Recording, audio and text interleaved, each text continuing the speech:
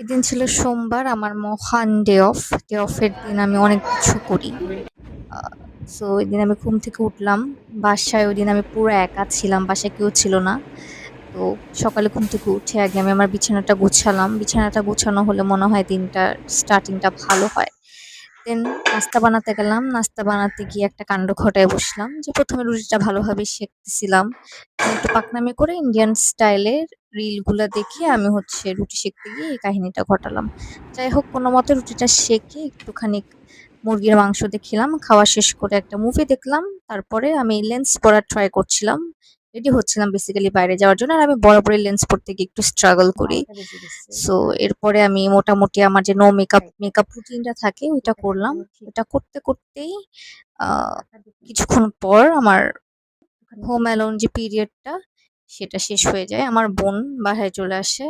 দেন ওকে নিয়ে একটু ঢং করে আমরা বোনরা মিলে একটু বাইরে ঘুরতে যাই। KFC তে যাই। KFC তে ওদের সেলফ সার্ভিস যেটা আছে ওইটা নেই। It's good. অর্ডার করার জন্য ওয়েট করা লাগে না। নিজে অর্ডার করা যায়। তারপরে একটু খাওয়া-দাওয়া করে আমরা চলে গেলাম ইউনিমার্টে।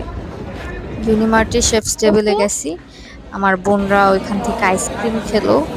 আমি আইসক্রিম খাই না। ওরাই খেলো আইসক্রিম। আইসক্রিম খাওয়া শেষ করে আমরা একটু মিনিসোতে গেছিলাম। মিনিসোতে গিয়ে একটু কিউট জিনিস দেখলাম। এগুলা শেষ করে আরএফএল এ গেলাম। আরএফএল থেকে বাসায় আসলাম। বাসায় এসে খাওয়া-দাওয়া করলাম। তারপর আমার দিন শেষ করলাম।